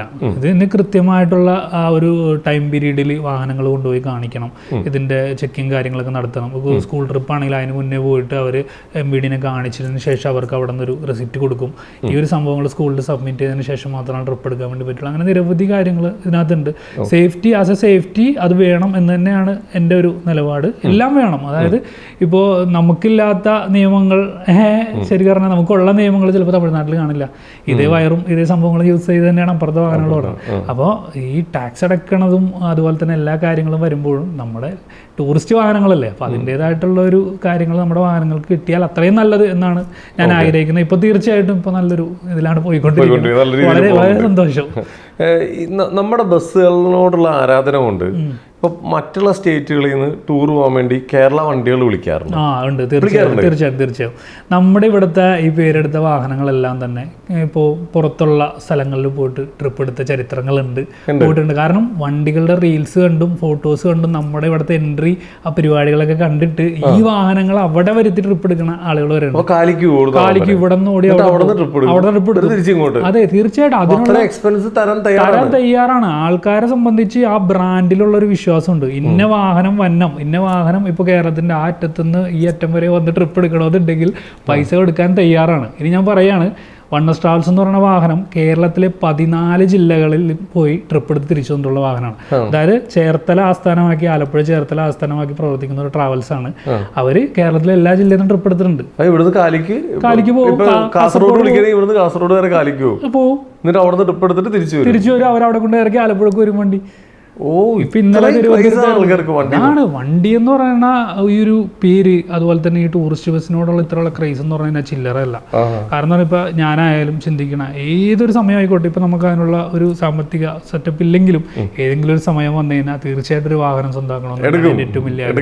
ശരിക്കും നമ്മുടെ എല്ലാവരുടെയും ഒരു പ്രതീക്ഷ കൊറോണയ്ക്ക് മുമ്പും ഈ നിയമങ്ങൾ പാസ്സാക്കുന്നതിന് മുമ്പൊക്കെ നസ്രുവിന്റെ ഒരു പോക്ക് കണ്ടപ്പോ എല്ലാരും വിചാരിച്ചത് കമന്റിൽ കണ്ടിട്ടുണ്ട് എപ്പോഴും ഒരു വണ്ടി എടുക്കണമെന്ന് ചോദിച്ചിട്ട് കൂടുതൽ തന്നെ ക്വസ്റ്റ്യൻ അത്. അപ്പൊ ശരിക്കും പറഞ്ഞു കഴിഞ്ഞാൽ എന്നെ സംബന്ധിച്ച് ഞാനൊരു ട്രാവലറാണ്. ശരിക്കും പറഞ്ഞാൽ എൻ്റെ ഏറ്റവും വലിയ ആഗ്രഹം എന്ന് പറഞ്ഞു കഴിഞ്ഞാൽ പണ്ട് നമ്മുടെ മോഹൻലാൽ പണ്ട് നമ്മുടെ ലാലേട്ടൻ്റെ പടത്തില്ല നമ്മുടെ ഉസ്താദ് സിനിമയിൽ ഒരു സീനുണ്ട്, അതായത് ട്രാവലറിൽ വന്നിട്ട് ഇതിന് റിവേഴ്സ് ഗിയർ ഇല്ല എന്ന് പറഞ്ഞ സംഭവം. അപ്പോൾ അന്ന് തുടങ്ങിയൊരു ക്രൈസാണ് ട്രാവലറിനോട്. അപ്പോൾ അന്നോട്ട് എടുക്കണമെന്നുള്ളൊരു വലിയ ആഗ്രഹമാണ്. അപ്പോൾ എൻ്റെ ഫ്രണ്ട്സൊക്കെ മാക്സിമം പറയും എടുക്കെന്ന് പറയും. പക്ഷെ ഇത് ചില്ലറ പരിപാടിയല്ല. പുറമെ കാണുന്ന കളറുകൾക്കും ലൈറ്റുകൾക്കും അപ്പുറം ഇതൊന്നും മോടി ഈ പറയുന്ന സംഭവം ഒന്നും കിട്ടണില്ല എന്നുള്ളതാണ് ഇതിന്റെ സത്യാവസ്ഥ. പക്ഷെ ഇത് പ്യുവർലി പാഷനാണ് ചേട്ടാ. സത്യം പറയാം, നേരത്തെ പറഞ്ഞില്ലേ ഈ 7 ലക്ഷം രൂപ 6 ലക്ഷം രൂപ ടാക്സ് മാത്രം അടച്ചിട്ട് ഇതെങ്ങനെ ഓടി തിരിച്ചു കിട്ടാൻ അവർക്ക് ആലോചിച്ച് നോക്കി. 7 ലക്ഷം രൂപയ്ക്കാണ് ഒരു വർഷം അടയ്ക്കുന്നത്. ഒരു വർഷം, അത് ATP ബസ്സുകൾക്ക്. ആലോചിച്ച് നോക്കി, ഇത് കിട്ടുമോ ഈ പറയണ ഓടി എന്ന് കിട്ടാനാ? അതെ, ഈ ചില റീലിലൊക്കെ എനിക്കത് അറിയില്ല, ഇപ്പോഴും ഒറിജിനൽ ആണോ അറിയില്ല, ടൂർ കഴിഞ്ഞ് പിരിയാൻ നേരത്ത് പിള്ളേർ ബസ്സിലൊക്കെ കരഞ്ഞിട്ടൊക്കെ പോകണം. അത് ശരിക്കും പറഞ്ഞാലേ ഈ നമ്മളൊരു 5 ദിവസത്തെ ട്രിപ്പാണെന്ന് വെച്ചാൽ നമ്മളും ബസ്സും ആ ബസ്സിലെ ഡ്രൈവർ ക്ലീനർ അങ്ങനെ നമ്മളൊരു ഫാമിലി ആയിട്ടാണ് പോണത്. നല്ല സർവീസ് കൊടുക്കുന്ന വാഹനങ്ങളാണെങ്കിൽ തീർച്ചയായിട്ടും നമ്മൾ ഇറങ്ങാൻ നേരത്ത് കരയും. അതെന്ന് പറഞ്ഞാൽ റിയാലിറ്റിയാണ്. കാരണം നമ്മൾ അവിടെ ചെല്ലുമ്പോൾ ഇപ്പോൾ നമ്മൾ വീട്ടിലൊക്കെ ചോദിക്കണല്ലേ, ചേട്ടാ ഭക്ഷണം കഴിക്കാൻ എവിടെ ചേട്ടാ, നമ്മുടെ റൂം എവിടെ ചേട്ടാ, എല്ലാത്തിനും ചേട്ടന്മാരെ വിളിക്കുന്നത്. ഇപ്പം ഞാൻ ഈ ലേറ്റസ്റ്റ് ആയിട്ട് ഒരു വീഡിയോ ചെയ്തായിരുന്നു, ഒരു ഗോപൻ ചേട്ടൻ എന്ന് പറഞ്ഞ ചേട്ടൻ്റെ വീഡിയോ ചെയ്തായിരുന്നു. ഡ്രൈവർ എന്ന് പറഞ്ഞാൽ അത്രയേറെ ആത്മാർത്ഥമായി ജോലിയെ കാണുന്ന ഒരു മനുഷ്യൻ. അദ്ദേഹം എന്നോട് പറഞ്ഞിട്ടുള്ള കാര്യമുണ്ട്, എൻ്റെ ലൈഫാണിത്, എൻ്റെ കൂടെ വരണ ആളുകളുടെ ജീവൻ എൻ്റെ കയ്യിൽ വെച്ച് തന്നിട്ടുണ്ടെങ്കിൽ അവരെ ഹാപ്പിയാക്കി കൊണ്ടുവരിക. അത് ഭക്ഷണം കൊടുക്കുന്നതിലായാലും ശരി, യാത്രകളിൽ ആണെങ്കിലും ശരി, കാഴ്ചകൾ കാണിക്കുന്നതിലായാലും ശരി, കൊണ്ടുപോയി നന്നായി തിരിച്ചു കൊണ്ടുവരിക. അതാണ് എൻ്റെ കർമ്മം. അത് ഞാൻ ചെയ്ത് തീർത്ത് ഇവിടെ നിന്ന് റിട്ടയറായി പോകുന്നു. അപ്പം അത്രയേറെ അവരോട് കമ്മിറ്റ്മെന്റ് കാണിക്കുമ്പോൾ തീർച്ചയായിട്ടും നമുക്ക് സങ്കടം വരില്ലേ? ഞാൻ സീരിയസ്ലി അനുഭവിച്ചിട്ടുള്ള സംഭവം ബസ്സിൽ ഇറങ്ങുമ്പോൾ സങ്കടം വരും. അങ്ങനെ കുറേ സിറ്റുവേഷൻസ് ഉണ്ടായിട്ടുണ്ട്. ഓക്കെ, ഇപ്പൊ ഈ എന്താ പറയാ, ഇപ്പൊ പുതിയ ഗതാഗത വകുപ്പ് മന്ത്രി ഒരു വണ്ടി ഭ്രാന്തനാണ്. തീർച്ചയായും പുള്ളി ഈ എന്താ പറയാ ഇത് ഏറ്റെടുത്തതിന് ശേഷം എന്തൊക്കെ മാറ്റങ്ങളാണ് ഈ ഇതിൽ വന്നേക്കുന്നത്? ശരിക്കും പറഞ്ഞാൽ ഇപ്പോൾ വളരെ സന്തോഷമുണ്ട്. പണ്ടത്തെ പോലെയല്ല, നമുക്ക് കുറച്ചും കൂടി നല്ല രീതിക്ക് വാഹനങ്ങളൊക്കെ കാണാനൊക്കെ പറ്റണം എന്നുള്ളതെന്ന് പറഞ്ഞു കഴിഞ്ഞാൽ ഗണേഷ് കുമാർ സാറിൻ്റെ ഒരു സപ്പോർട്ട് ഉള്ളതുകൊണ്ട് തന്നെയാണ്. അപ്പോൾ അതിൽ ഒരുപാട് സന്തോഷം. ആളൊരു വാഹനപ്രേമിയാണെന്ന് പ്രത്യേകം പറയേണ്ട ആവശ്യമില്ലല്ലോ. അപ്പോൾ ആളുടെ വീട്ടിൽ അനുഗ്രഹമാണ് ശരിക്കും പറഞ്ഞാൽ. ആള് ബസ് ഇഷ്ടമുള്ള ഒരാളാണ്. അതുകൊണ്ട് തന്നെ ഇപ്പോൾ നമുക്ക് നമ്മുടേതായിട്ടുള്ള രീതിയിൽ കാര്യങ്ങളൊക്കെ ചെയ്ത് നമ്മൾ സൈഡിൽ കൂടി പോകണം. അങ്ങനെ ഓവറായിട്ടുള്ള ചെക്കിങ് പരിപാടികൾ അങ്ങനെ ഒന്നും ഇല്ല. എന്തായാലും അതിൽ ഹാപ്പിയാണ്. അതുപോലെ ഓരോ ട്രിപ്പ് എടുത്ത് വരുമ്പോഴും ഈ ബസ്സിന്റെ അകത്ത് നമ്മൾ ഓൾട്ടർ ചെയ്തേക്കുന്നതെല്ലാം എന്തൊക്കെ പറഞ്ഞാലും അതൊരു താൽക്കാലികമാണ്. അതെല്ലാം ഈ ബസ്സിൽ വരുന്ന ഗസ്റ്റുകളെല്ലാം ഡിസിപ്ലിൻ ഉള്ളവരൊന്നും ആയിരിക്കണം എന്ന് നോക്കില്ല. അപ്പൊ വന്ന് ചിലവരൊക്കെ നശിപ്പിച്ചൊക്കെ കളയുന്ന ആൾക്കാരൊക്കെ ഉണ്ടാവില്ലേ? അങ്ങനത്തെ അവസ്ഥകൾ ഉണ്ടാവാറുണ്ടോ? തീർച്ചയായിട്ടും ഉണ്ടാവാറുണ്ട്. അപ്പൊ അത് പറയാൻ ശരിക്കും ഞാൻ ആളല്ലെങ്കിലും ഞാൻ അത് അവർക്ക് വേണ്ടി സംസാരിക്കുന്നു. ശരിക്കും പറഞ്ഞാൽ ഈ ബസ്സിനെ ബസ്സായിട്ട് നിലനിർത്തുന്നത് ആ ബസ്സിന്റെ ക്ലീനറാണ്. അപ്പോൾ ഒരു നല്ല ക്ലീനറാണ് ശരിക്കും പറഞ്ഞു കഴിഞ്ഞാൽ ഒരു നല്ല ഡ്രൈവർ ആവുന്നത്. ആ ഡ്രൈവറാണ് പിന്നീട് ബസ് മുതലാളിയാവുന്നത്. അപ്പോൾ ഈ ക്ലീനറിൻ്റെ ഡ്യൂട്ടിയാണ് വാഹനം പോകുന്നതിന് മുന്നേ ഭംഗിയായിട്ട് കസ്റ്റമറിന് കൊടുക്കുക എന്നുള്ളത്. ഇതേ വാഹനം ട്രിപ്പ് കഴിഞ്ഞ് തിരിച്ചു വരുമ്പോൾ ചിലപ്പോൾ വാഹനം നിറച്ചും കുപ്പികൾ കാര്യങ്ങളൊക്കെ ആയിരിക്കും. ചിലപ്പോൾ സീറ്റിൻ്റെ ഹാൻഡ് റെസ്റ്റ് എന്ന് പറഞ്ഞാൽ ഐറ്റമൊക്കെ ചവിട്ടി ഓടിച്ചിട്ടുണ്ടാവും. ഇതിൽ മുകളിൽ വെച്ചിട്ടുള്ള സെറ്റിങ്സ് ഒക്കെ ഇത്ര ലക്ഷം രൂപ മുടക്കി ചെയ്തിട്ടുള്ള സാധനങ്ങളൊക്കെ ഇടിച്ച് നിരത്തിയിട്ടുണ്ടാവും. ചേട്ടൻ പറഞ്ഞ പോയിന്റാണ്. അപ്പോൾ അങ്ങനെ ചെയ്യുന്നവരോട് എനിക്ക് പറയാനുള്ള കാര്യം എന്ന് പറഞ്ഞു കഴിഞ്ഞാൽ നമ്മുടെ ട്രിപ്പ് എൻജോയ് ചെയ്യാൻ വേണ്ടിയിട്ട് നമുക്ക് വിട്ടുതരുന്ന ഒരു വാഹനമാണ് റെന്റ്ലി. അപ്പോൾ നമ്മൾ കൊണ്ടുപോയി നല്ല രീതിക്ക് അത് തിരിച്ചു കൊടുക്കുക എന്നുള്ളത് നമ്മുടെ ഉത്തരവാദിത്തമാണ്. പല സന്ദർഭങ്ങളിലും പലരും പറയണത് ഞാൻ കേട്ടിട്ടുണ്ട്. അതായത് എനിക്ക് തന്നെ മനസ്സ് നോയിട്ടുള്ളൊരു കാര്യം കൂടിയാണ്. ഞാൻ വളരെയേറെ ഇഷ്ടപ്പെടുന്ന ഒരു വാഹനത്തിൻ്റെ അകം ഒരു ട്രിപ്പ് പോയി തിരിച്ചു വന്നപ്പോൾ ഇടിച്ച് നശിപ്പിച്ചു. അതായത് ഡാൻസ് കളിക്കുമ്പോൾ സ്വാഭാവികമായിട്ടും കൈ പോയിട്ട് ഇങ്ങനെ ഇടിക്കുകയാണ്. ഇടിക്കുമ്പോൾ അതിൻ്റെ സബ് വൂഫറൊക്കെ വെച്ചേക്കുന്ന ഏരിയയിലൊക്കെ ഇടി കൊണ്ട് ആ ഒരു സെറ്റിങ്സൊക്കെ അഴിഞ്ഞു പോകണം. അപ്പോൾ ഇവർ രണ്ടാമത് വീണ്ടും ഇത് ട്യൂൺ ചെയ്യാനും ഇത് സെറ്റ് ചെയ്യാനും ഒക്കെ കൊണ്ടുപോകേണ്ട അവസ്ഥകളിലോട്ട് വരും. അപ്പോൾ അത് നല്ല രീതിക്ക് നോക്കുക. അതുപോലെ തന്നെ കവറുകളോ കുപ്പികളോ കാര്യങ്ങളോ ഒക്കെ അതിനകത്തിട്ട് മറ്റവർക്ക്, അതായത് ക്ലീനർമാർ സത്യം അതൊരു എന്താ പറയുക മിനിമലായിട്ട് നമ്മുടെ ഒരു വ്യക്തി ബോധം തന്നെ പറയാം. അത് കീപ്പ് ചെയ്ത് പോകണതാണ് നല്ലൊരു കാര്യം. ഓക്കെ, എന്തായാലും ഒരു കാര്യം കൂടെ പറഞ്ഞേട്ടാ, ഇത് മെയിൻ സംഭവം ഉണ്ടാകും. അതായത് ഈ ടൂറിസ്റ്റ് ബസ് മേഖലയിലുള്ള ഒരു പ്രത്യേകതയും കൂടി ഞാൻ നിങ്ങൾക്ക് പറഞ്ഞുതരാം. അതായത് ഇതൊരു ചെയിൻ ഓഫ് ആളുകളാണ്. അതായത് കേരളത്തിന്റെ ഈ അറ്റം മുതൽ ആ അറ്റം വരെ എല്ലാവർക്കും തമ്മിൽ പരിചയം ഉണ്ടാവും. ഇല്ലാന്നുണ്ടെങ്കിൽ ഒരു വാഹനത്തിന്റെ ആളാണെങ്കിലും ഞാനിപ്പോൾ പെട്ടുപോയി, ഞാനിപ്പോൾ തൃശ്ശൂർ അല്ലെങ്കിൽ കാസർഗോഡിൽ പെട്ടുപോയി, നമ്മൾ ഇൻസ്റ്റാഗ്രാമിൽ ഒരു സ്റ്റോറി ഇടണം, എന്നെ ആരെങ്കിലും ഹെൽപ്പ് ചെയ്യാമോ, ഞാൻ ഇന്ന സ്ഥലത്ത് നിൽക്കുന്നുണ്ടെന്ന് പറഞ്ഞു കഴിഞ്ഞാൽ അവിടെ ഒരു ഹെൽപ്പ് 100% ഷുവറായിട്ട് നമുക്ക് എത്തിയിരിക്കും. പിന്നെ ഒരു ബ്ലഡ് വേണോ നമ്മുടെ കുടുംബത്തിൽ, ഒരു ആർക്കെങ്കിലും എന്തൊരു ആവശ്യം വന്നു, ആർക്കെങ്കിലും എന്താവശ്യം വന്നാലും ചെയ്യാൻ 100% ഷുവറായിട്ട് റെഡിയാണ്. ഇതിൽ ജാതിയില്ല, മതമില്ല, പാർട്ടിയില്ല, ഒന്നുമില്ല. ഒറ്റ വികാരം, ഒരേ വികാരം, വണ്ടിപ്രാന്ത്. അത്രയുള്ള എന്നെ ഇവിടം വരെ എത്തിച്ചാൽ ഏറ്റവും വലിയ പങ്ക് വണ്ടിപ്രാന്തന്മാർക്കാണ്. അതുപോലെ തന്നെ എൻ്റെ ഒരുപാട് ഡിഫിക്കൽട്ട് സിറ്റുവേഷൻസിൽ ശരിക്കും പറഞ്ഞാൽ എൻ്റെ ചേട്ടനായിട്ടും എൻ്റെ അനിയനായിട്ടും എൻ്റെ ഫാമിലി മെമ്പേഴ്സായിട്ടൊക്കെ വന്ന് എൻ്റെ ഫ്രണ്ടിൽ ദൈവമായിട്ട് വന്നിരുന്ന ആൾക്കാർ വരെ ഉണ്ട്. അപ്പോൾ ഇന്ന് സത്യം പറഞ്ഞാൽ ഇന്ന് വളരെ സന്തോഷത്തോടുകൂടി നിൽക്കുകയാണ്. ഒരു സർപ്രൈസ് ഗിഫ്റ്റ്, എൻ്റെ വീഡിയോ കാണുന്ന ഒരാൾ ശരിക്കും പറഞ്ഞാൽ വീഡിയോയിലൂടെ എൻ്റെ ഫ്രണ്ടായ ആളാണ്. അപ്പോൾ ആള് വീഡിയോയിൽ നോക്കുമ്പോൾ ഞാൻ ഇങ്ങനെ ഒരു മൈക്ക് പിടിച്ചിട്ട് ഇങ്ങനെ സംസാരിക്കണേ, അപ്പോൾ മൈക്ക് ഇല്ല എന്ന് പറഞ്ഞ ആള് മൈക്ക് വാങ്ങി കൊടുത്തയച്ചേക്കാണ്. അപ്പൊ അതല്ലേ നമുക്കുള്ള ഒരു സന്തോഷം. ആളും വണ്ടിപ്രാന്തനാ. അപ്പൊ അതാണ് അതിനകത്ത് ഏറ്റവും വലിയ സന്തോഷം. വണ്ടിപ്രാന്തന്മാർ തമ്മിലൊരു അത്രേ ഉള്ളൂ. അതൊരു വല്ലാത്ത കണക്ഷൻ തന്നെയാണ്. സത്യം. എന്ത് വിഷയമുണ്ടോ തീർച്ചയായിട്ടും വിളിക്കുക. നമ്മുടെ ഇപ്പോൾ ഈ ഒരു വണ്ടി ചെയിനകത്തുള്ളതെന്ന് പറഞ്ഞു കഴിഞ്ഞാൽ ടൂറിസ്റ്റ് ബസ് മാത്രമല്ല, ടൂറിസ്റ്റ് ബസ് ഉണ്ടാവും, പ്രൈവറ്റ് ബസ് ഉണ്ടാവും, ലോറി ഫീൽഡ് ഉണ്ടാവും, അതുപോലെ തന്നെ ആംബുലൻസ് ഉണ്ടാവും. ഇപ്പോൾ അന്ന് മറ്റേ ഷിരൂരിലേക്ക് ഒന്ന് അർജുൻ ബ്രോയുടെ വിഷയമൊക്കെ ഒന്ന് ആലോചിച്ച് നോക്കിയാൽ മതി. ശരിക്കും പറഞ്ഞാൽ ഇങ്ങനെ ഒരു വിഷയം എന്ന് പറഞ്ഞാൽ അപ്പൊ ഷെയർ ചെയ്യാണ് എല്ലാവരും കൂടി, അവർക്ക് ചെയ്യേണ്ട കാര്യം ചെയ്തു കൊടുക്കും. അതാണ് ആ ഒരു യൂണിറ്റി, തീർച്ചയായിട്ടും. ഈ വണ്ടിയൊക്കെ ബ്രേക്ക് ഡൗൺ ആയി കഴിഞ്ഞാലൊക്കെ നമുക്ക് ഹെൽപ്പുകൾ വരും. തീർച്ചയായും അത് ഞാൻ പറഞ്ഞുതരാട്ടോ. അപ്പോൾ ഇതെല്ലാവരും അറിയാൻ വേണ്ടി ഇവരുടെ ഒരു സംഭവം എന്ന് പറഞ്ഞു കഴിഞ്ഞാൽ, ഇപ്പോൾ ടൂറിസ്റ്റ് ബസ്സിൽ ഫാൻ ഫൈറ്റ് ഉണ്ട്. ഈ ഫാൻ ഫൈറ്റ് എന്ന് പറയുന്നത് ശരിക്കും ഇവിടെ നിന്ന് വാഹനം എടുക്കുന്നവരേ ഉള്ളൂ. ഈ വണ്ടി ഇവിടെ വന്ന് ഈ വാഹനം എടുക്കുന്നവരേ ഉള്ളൂ. ഈ വാഹനം ഇവിടെ നിന്ന് ഓടി റോഡിൽ വെച്ച് ഒരു പഞ്ചറായി, അല്ലെ ആ വണ്ടിയുടെ ഒരു AC-യുടെ എന്തെങ്കിലും ഒരു കംപ്ലൈന്റ് ആയി എന്ന് വെച്ചോ. അപ്പൊ ഈ വണ്ടിയിലുള്ള ഒരു സാധനം വേണമെന്നുണ്ടെങ്കിൽ അപ്പുറത്തെ വണ്ടിക്കാരൻ്റെ കാണും. അപ്പൊ ഈ ഫാൻ ഫൈറ്റ് രണ്ട് പ്രസ്ഥാനങ്ങൾ തമ്മിലുണ്ടെങ്കിൽ നടക്കുമോ? പക്ഷെ ഈ ഡ്രൈവർമാർ തമ്മിലും വണ്ടികൾ തമ്മിലും നല്ല കണക്ഷൻ, അത്രേ ഉള്ളൂ. സോഷ്യൽ മീഡിയ അല്ല റിയാലിറ്റി. അവരങ്ങോട്ട് ചെല്ലുന്നു, അവർ സ്നേഹിക്കും, അവരുടെ വണ്ടിയിലുള്ള ഇപ്പൊ ടയർ പോയി, അപ്പോൾ ടയർ ഊരി സ്റ്റെപ്പിനെ ഊരി കൊടുക്കുന്നു, നാട്ടിൽ വണ്ടി എത്തുമ്പോൾ തന്നെ സ്റ്റെപ്പിനെ അവർ തിരിച്ചങ്ങ് കൊടുക്കും. അപ്പൊ അങ്ങനെ ഒരുപാട് കണക്ഷൻസ് ഉണ്ട്. അതൊക്കെയാണ് അതിന്റെ ഒരു റിയാലിറ്റി.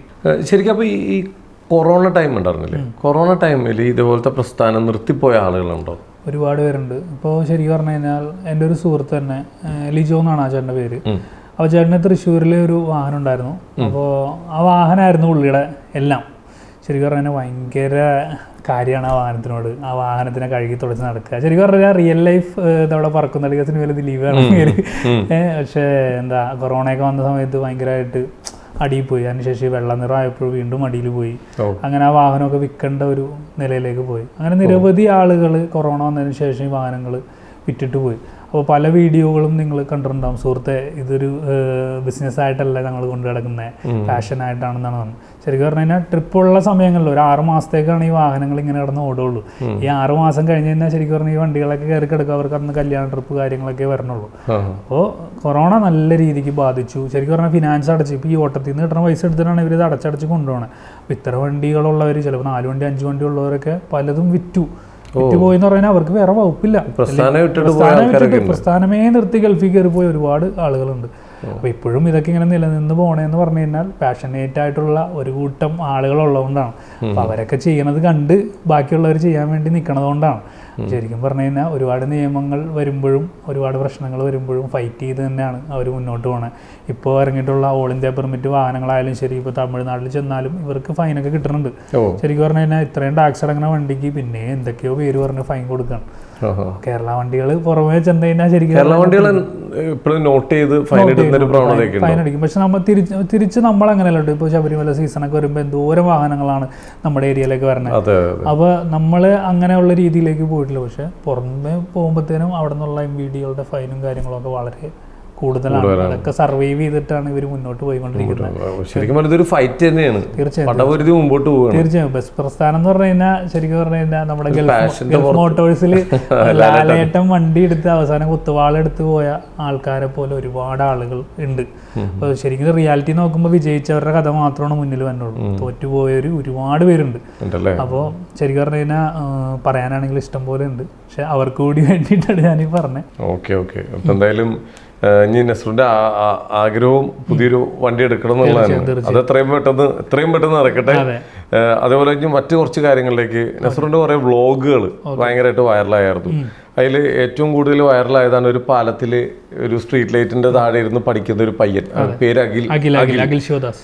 ആ പയ്യൻ ഇപ്പൊ എവിടെയുണ്ട്? തീർച്ചയായിട്ടും ഇങ്ങോട്ട് പറഞ്ഞതിന് മുന്നേ ഒരു അഖിൽ എന്നെ കോൺടാക്ട് ചെയ്തായിരുന്നു.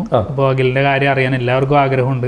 ശരിക്കും പറഞ്ഞാൽ വളരെ യാദൃശ്ചികമായിട്ട് സംഭവിച്ചൊരു വീഡിയോ ആണ്. അതിനുശേഷം അഖിലിനെ സ്പോൺസർ ചെയ്യുകയും അഖിലിൻ്റെ എല്ലാ പഠനവും ഏറ്റെടുക്കുകയും നമ്മുടെ വൈറ്റിലയിൽ ഒരു അക്കാഡമി നിർവഹിച്ചായിരുന്നു. അപ്പോൾ അഖിൽ വളരെ നന്നായിട്ട് തന്നെ അതെല്ലാം പാസ്സായിട്ടുണ്ട്. ശരിക്കും പറഞ്ഞു കഴിഞ്ഞാൽ ജർമ്മൻ പഠിച്ച് പാസ്സാവുക എന്ന് പറഞ്ഞു കഴിഞ്ഞാൽ അത് ഇച്ചിരി ടഫായിട്ടുള്ള കാര്യമാണ്. ജർമ്മൻ പഠിച്ചിട്ടുള്ളവർക്ക് അതറിയാം. ജർമ്മനാണ് പഠിച്ചിട്ടുണ്ട്. എനിക്കറിയാം. അവൻ ഡെലിവറി ബോയ് അതാണ്.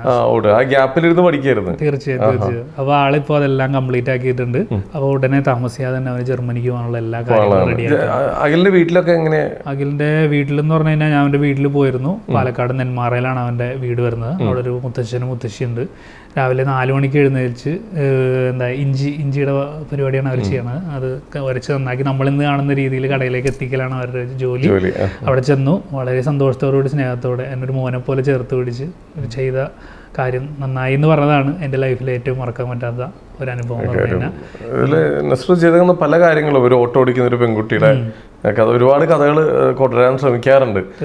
അതില് എന്താ പറയാ, നമുക്ക് പറയാൻ ആധികാരികമായിട്ട് പറയാൻ പറ്റുമോ അറിയില്ല, ചിലവരെയൊക്കെ ഒരു വാർത്ത പുറത്തേക്ക് കൊണ്ടുവന്നിട്ട് ആ സമൂഹത്തിൽ എത്തിക്കഴിഞ്ഞതിന് ശേഷം നസ്രുവിനെ ഒരുപാട് മീഡിയക്കാർ വിളിക്കുകയും എവിടെയൊക്കെയോ തഴയുകയും ചെയ്യുന്ന ഒരു പ്രവണതയൊക്കെ ഉണ്ടായിട്ടുണ്ട്. തീർച്ചയായിട്ടും. അതെന്തായിരുന്നു അത്? തീർച്ചയായിട്ടും വളരെ സങ്കടകരമായിട്ടുള്ളൊരു കാര്യം തന്നെയാണ്. എന്താണത്? എന്താ പറഞ്ഞു കഴിഞ്ഞാൽ നമ്മള് ഇത് ഞാൻ വീഡിയോ ചെയ്യാൻ വേണ്ടി ചെയ്യണ ഒരു കാര്യങ്ങളല്ല. ഇതുപോലുള്ള വീഡിയോകൾ ഞാൻ പറയില്ല, എനിക്ക് വണ്ടികളാണ് ക്രൈസ്, ഞാൻ അതാണ് എൻ്റെ കണ്ടന്റ്. പക്ഷെ അല്ലാത്ത സമയത്ത് നമ്മുടെ കണ്ണിൽ ചിലപ്പോൾ ദൈവമായിട്ട് കൊണ്ട് തന്നെ കാര്യങ്ങളായിരിക്കും ഇതെല്ലാം. അപ്പം നമ്മളത് വീഡിയോ ആയിട്ട് ചെയ്ത് ആളുകളിലേക്ക് എത്തിക്കുകയും അത് റീച്ചായി പോവുകയും ചെയ്യും. അപ്പം അതിനുശേഷം ആളുകൾ എന്നെ കോൺടാക്ട് ചെയ്യും. ഇന്ന ആളുടെ പേഴ്സണൽ നമ്പർ, അതായത് ആ വീഡിയോയിൽ ആരാണുള്ള ആളുടെ നമ്പർ ചോദിച്ച് വിളിക്കും. ചില സന്ദർഭങ്ങളിലേക്ക് ഞാൻ അവരുടെ കൂടെ പോകും. അപ്പോൾ മുഖ്യധാര മാധ്യമങ്ങളാണ്, നമുക്ക് അവരുടെ പേര് പറയാൻ സാധിക്കില്ല. ഞാൻ അവരുടെ കൂടെ പോകും. അപ്പോൾ അവിടെ ചെല്ലുമ്പോഴത്തേനും എന്നെയും കൂടി വേണമെന്ന് പറഞ്ഞിട്ടാണ് വിളിക്കുക. അവിടെ ചെന്നിട്ട് അവർക്ക് കണ്ടന്റ് മാത്രം മതി. അവരെ ഷൂട്ട് ചെയ്ത് കഴിഞ്ഞാൽ അപ്പോൾ ഞാൻ ചോദിച്ചേട്ടാ എൻ്റെ എടുക്കല്ലേ, അല്ല ബ്രോ വേണ്ട, നമ്മളായിട്ട് ചെയ്ത പരിപാടിയായിട്ട് ചെയ്തോളാം എന്ന് പറഞ്ഞു. അപ്പോൾ അങ്ങനെ ഒരു സങ്കടകരമായിട്ടുള്ള സിറ്റുവേഷൻ എനിക്ക് ഉണ്ടായിട്ടുണ്ട്. നിരവധി സന്ദർഭങ്ങൾ ഉണ്ടായിട്ടുണ്ട്. പക്ഷേ അന്ന് ഞാൻ മനസ്സിലാക്കിയ ഒരു കാര്യമുണ്ട്. ശരിക്കും പറഞ്ഞു കഴിഞ്ഞാൽ നമ്മൾ ഇനി ചെയ്യുമ്പോഴത്തേനും നമ്മളെ ശ്രദ്ധിച്ചാൽ മതി. അപ്പൊ കുഴപ്പമില്ലല്ലോ. ഓക്കെ. അപ്പൊ എന്തായാലും വാഹനങ്ങളുടെ വിശേഷം ഇതൊക്കെ ആയിട്ട് നസ്രു വീണ്ടും മുമ്പോട്ട് പോയിക്കൊണ്ടിരിക്കുകയാണ്. വീണ്ടും ആ ഒരു വെള്ള കാലഘട്ടം മാറി കളർ കാലഘട്ടം വരുന്നതാണ് എല്ലാ വണ്ടി ആരാധകരും പ്രതീക്ഷിച്ചിരിക്കുന്നത്. നസ്രു അടക്കം ആഗ്രഹങ്ങൾ പോലെയെല്ലാം നടക്കട്ടെ, അപകടങ്ങളില്ലാതെ നമ്മുടെ ആഗ്രഹങ്ങളെല്ലാം നടക്കട്ടെ, അതാണ് നമുക്ക് മെയിൻ. അപ്പോൾ എന്തായാലും ഈ ഒരു എന്താ പറയുക, ഒരുപാട് ഫാൻസുള്ള ഒരു മേഖലയാണ് ഈ പ്രസ്ഥാനത്തിൽ. എല്ലാവരിലേക്കും നസ്രു വഴിയാണ് കൂടുതൽ കാര്യങ്ങൾ എത്തുന്നത്. ഇനിയും എത്തട്ടെ, സ്വന്തമായിട്ടൊരു വാഹനം എടുത്ത് എല്ലായിടത്തും യാത്ര ചെയ്യാൻ പറ്റട്ടെ. എല്ലാവിധ ആശംസകളും നേരുന്നു Nasru. Thank you so much.